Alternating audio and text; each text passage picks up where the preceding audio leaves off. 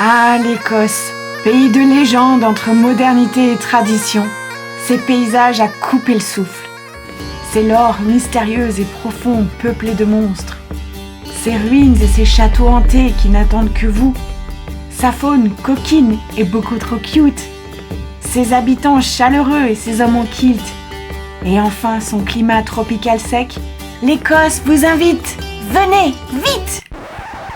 Ok, ouais, mais faut un visa. Hello, bienvenue en Écosse, moi c'est Amy, je suis française et j'ai la chance de vivre à Édimbourg. Dans cette vidéo, je vais vous parler des différents types de visas pour venir s'installer en Écosse. Je reçois énormément de messages sur les réseaux, par mail, pour me demander comment faire pour venir m'installer en Écosse. Alors, moi, c'est très différent parce que je suis arrivée avant le Brexit. À l'époque, j'avais juste besoin de mon passeport. Les temps ont bien changé et maintenant, effectivement, les démarches sont beaucoup plus compliquées. Donc, je vais essayer dans cette vidéo de vous dégrossir en français les différents types de visas. Gros disclaimer, je ne travaille pas du tout pour le gouvernement. Là, je vais juste essayer de vous aider à y voir un petit peu plus clair dans les différents types de visas, mais je ne pourrai absolument pas vous aider, vous orienter, vous donner des réponses parce que je ne les ai pas. Au début, je répondais aux messages et j'allais moi-même chercher les informations sur le site du gouvernement,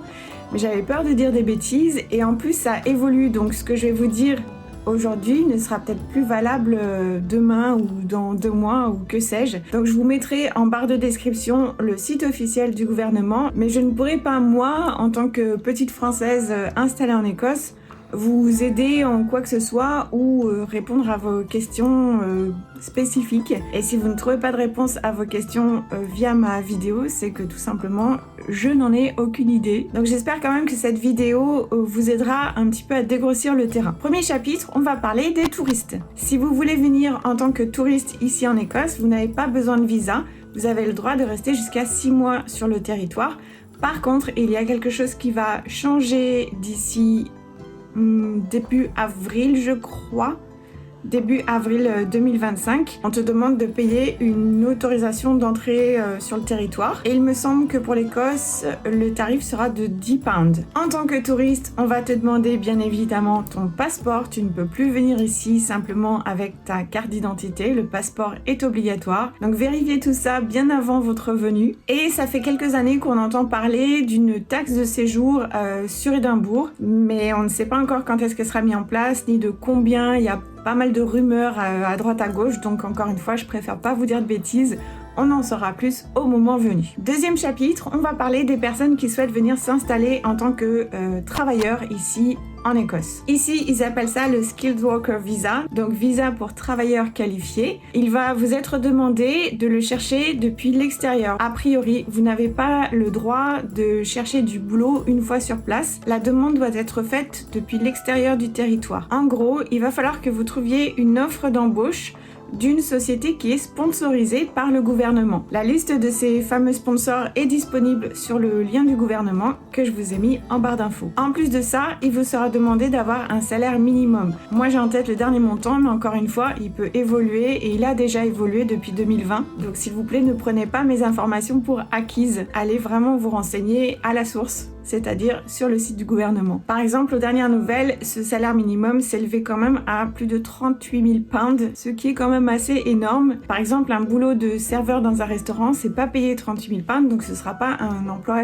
qualifié, sponsorisé. Et en plus de ça, il vous sera demandé d'effectuer un test d'anglais. D'après ce dont je me souviens et mes petites notes qui sont juste ici, ce visa sera valable 5 ans. Il me semble qu'il peut être reconductible. Et attention, il y a aussi des frais qui s'ajoutent à ces démarches. Déjà, vous allez devoir payer les frais du visa lui-même, qui s'élèvent entre 719 et 1639 pounds. L'assurance maladie, qui est de 1035 par an, à l'heure d'aujourd'hui. Encore une fois, attention, ces chiffres sont susceptibles d'évoluer. On vous demandera également d'apporter la preuve que vous avez une certaine somme d'argent sur votre compte et que vous n'y avez pas touché depuis tant de mois. Et bien sûr, il y aura de la paperasse. Si vous obtenez ce visa et que vous souhaitez venir en famille avec votre partenaire ou vos enfants, c'est possible.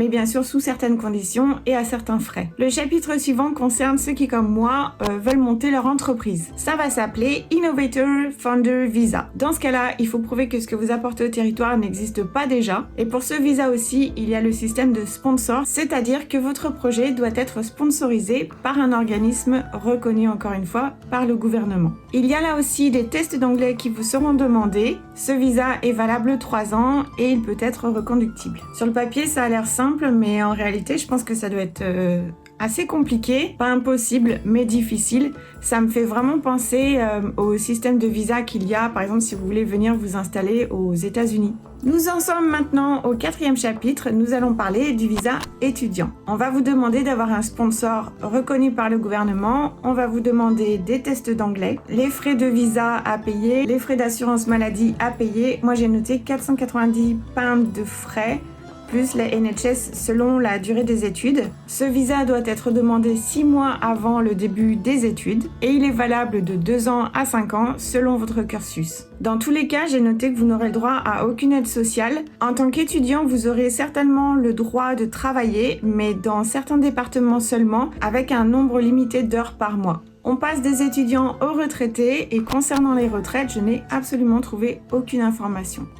Et le dernier type de visa dont je voudrais parler, c'est le visa pour faire du volontariat. Là encore, il vous sera demandé d'être sponsorisé par un organisme reconnu par l'État. Il faut avoir plus de 18 ans, faire la demande 3 mois minimum avant le début de la mission. Là aussi, il faudra payer les frais du visa qui s'élèvent à ce jour à 298 pounds et les frais médicaux qui s'élèvent à 1035 pounds. Il vous sera également demandé d'avoir une certaine somme d'argent sur un compte bancaire auquel vous n'avez pas touché depuis une certaine longue période. Et ce visa pour le volontariat est valable 1 an maximum. Dans ce type de visa, j'ai noté que vous aviez le droit d'étudier, mais certains cours seulement, et encore une fois, ça doit être certifié et approuvé par un organisme du gouvernement. Vous avez le droit de travailler un petit peu comme le visa étudiant, 20 heures par semaine maximum, et que ce soit dans le même secteur. Par contre, j'ai noté qu'il est interdit d'avoir un travail permanent et de percevoir des aides. Une dernière petite note qui peut être utile, il vous sera certainement demandé de traduire vos documents. Ces traductions doivent être faites par des organismes reconnus et assermentés et ça a un coût supplémentaire, donc n'oubliez pas de le prendre en considération. Je relis mes notes pour voir si j'ai rien oublié, mais je crois qu'on a fait le tour. J'espère quand même que cette petite vidéo pourra vous aider à y voir un petit peu plus clair et ça me permettra moi aussi, quand je recevrai des messages privés sur les demandes de visa, de les envoyer vers ma petite vidéo avec le lien, n'oubliez pas, du gouvernement dans la barre d'infos. Je vous souhaite bon courage si vous êtes en plein dans ces démarches. N'hésitez pas à partager pourquoi pas vos expériences dans les commentaires. Par contre, encore une fois, je ne me permets plus de répondre à vos questions de peur de vous dire des bêtises ou de vous avoir donné des informations au moment où je tourne la vidéo qui seront peut-être complètement caduques d'ici 1 mois, 2 mois, 1 an, on n'en sait rien. Et comme c'est un sujet assez sérieux, je préfère que vous alliez de vous-même chercher les bons renseignements là où ils se trouvent. Et comme je n'ai pas eu à passer par ce système de demande de visa, je ne peux pas vous en dire plus à titre personnel. Par contre, je vous dis à très bientôt pour de nouvelles aventures écossaises. Bye!